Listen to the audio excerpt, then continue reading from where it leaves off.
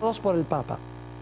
El Papa tiene tan grande dignidad y poder que forma uno con Cristo el mismo tribunal. La Enciclopedia Católica. La mayoría de los católicos no conocen esto. De las mismas fuentes católicas. Aquí está otra cita de otra enciclopedia católica que se llama Prompta Biblioteca. Dice esto: el Papa es como si fuese Dios en la tierra, solo soberano de los fieles de Cristo, principal reyes y señor de señores, que tiene la plenitud del poder, a quien Dios el omnipotente le ha confiado no solo la dirección de lo terreno, sino también el reino celestial. El Papa tiene tan grande autoridad y poder que puede modificar, explicar, abolir, interpretar o cambiar aún las leyes divinas. Las leyes divinas. Fíjense lo que dijo León XIII. El Papa León XIII dijo: nosotros ocupamos sobre la tierra el lugar del Dios omnipotente.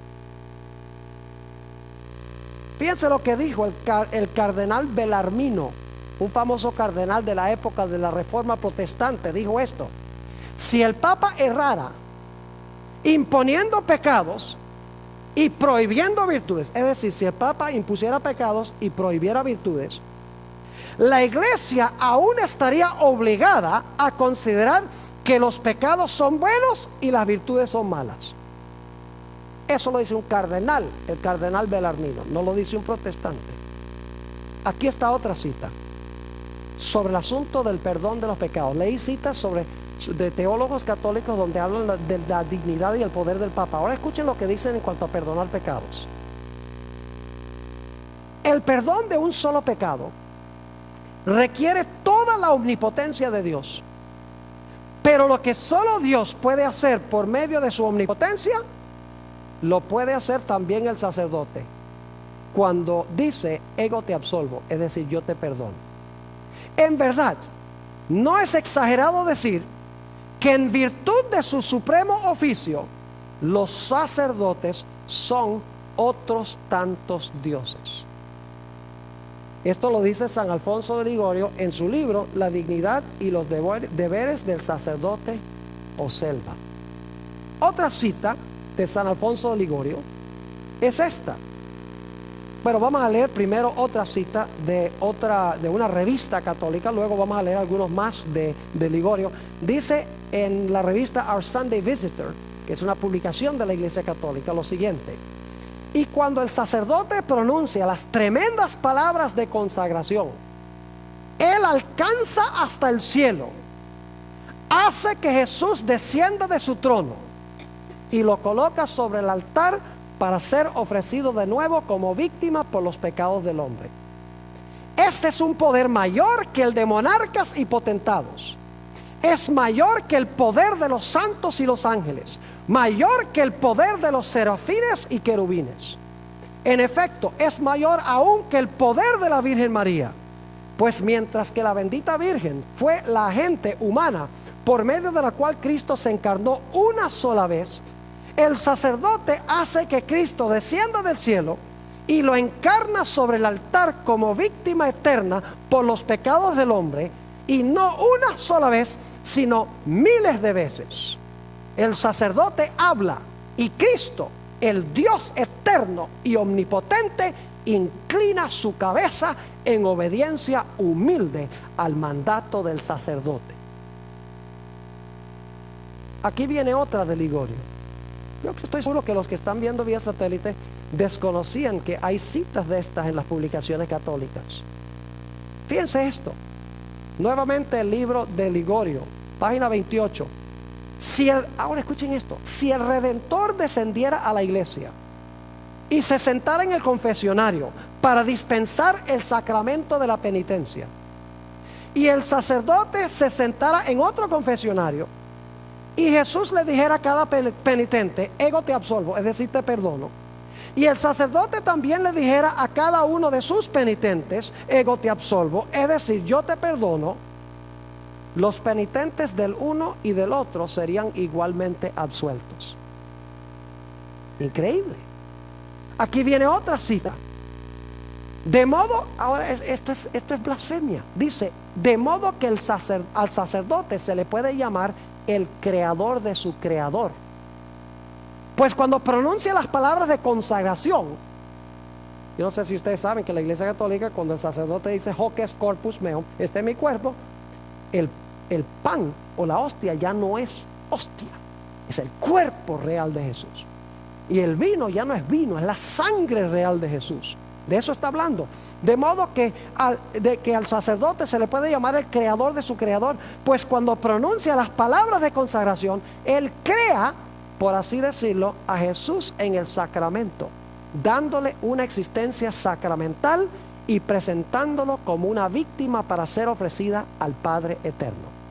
Así como bastó que en la creación del mundo Dios dijera, se ha hecho y fue hecho, Él habló y existió, así también basta que el sacerdote diga, hoc est corpus meum, este es mi cuerpo en latín, y he aquí que el pan ya no es pan, sino el cuerpo de Jesucristo. San Bernardino de Siena dice que el poder del sacerdote es el poder de una persona divina, pues la transubstanciación del pan, es decir, la transformación del pan en el cuerpo de Jesús, requiere tanto poder como la creación del mundo. Eso es blasfemia. Lo que se le atribuye al Papa y lo que se le atribuye a los sacerdotes de tener poder de perdonar pecados es blasfemia, según la definición bíblica. Hay otras cosas que indican que este poder en realidad es blasfemo. Por ejemplo, su líder permite que le llamen el Santo Padre. Jesús dijo en San Mateo 23:9, a nadie llaméis Padre en la tierra. Además de eso, como leí, se le ha llamado Dios en la tierra. Ocupamos el lugar del omnipotente Dios, dijo León XIII. Eso es blasfemia. Además de eso, dice tener poder de perdonar pecados. Solamente Dios puede perdonar pecados. Además de eso, el papado siempre ha profesado que tiene poder para poner y quitar reyes. En la Edad Media profesaba tener poder para poner reyes y quitar reyes, y lo hizo. Daniel 2:21 dice que solo Dios pone y quita reyes. Además de eso, la Iglesia Católica tiene un dogma donde dice que el Papa, cuando habla ex cátedra, es infalible en sus declaraciones.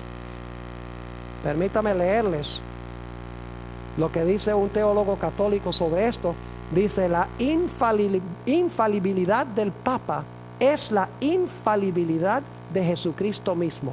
Cuando el Papa piensa, es Dios mismo el que está pensando en él.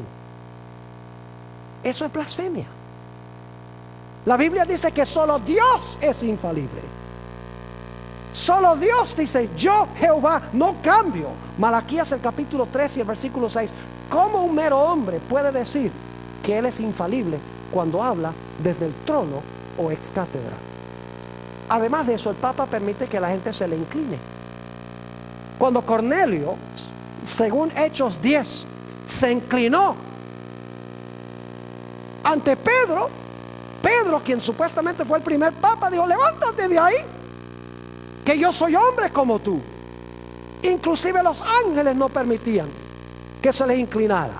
Juan se les inclinó, según Apocalipsis 19:10, y el ángel dijo, no te inclines, que yo soy criatura.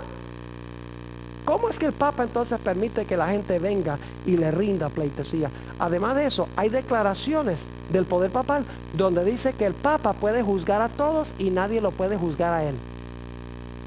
La Biblia dice en San Juan 5, el versículo 22 y 27, que Dios le ha dado a Jesús la facultad de juzgar, por cuanto es el Hijo del Hombre. Además de eso, hemos visto que el papado profesa haber cambiado los tiempos. Vamos a ver eso en un momento, los tiempos de Dios, y vamos a encontrar que también ha profesado cambiar la ley de Dios. En unos momentos vamos a ir a eso. Todas estas características indican de que Roma papal, la Iglesia Católica, Apostólica y Romana, cuadra perfectamente con la característica de que habla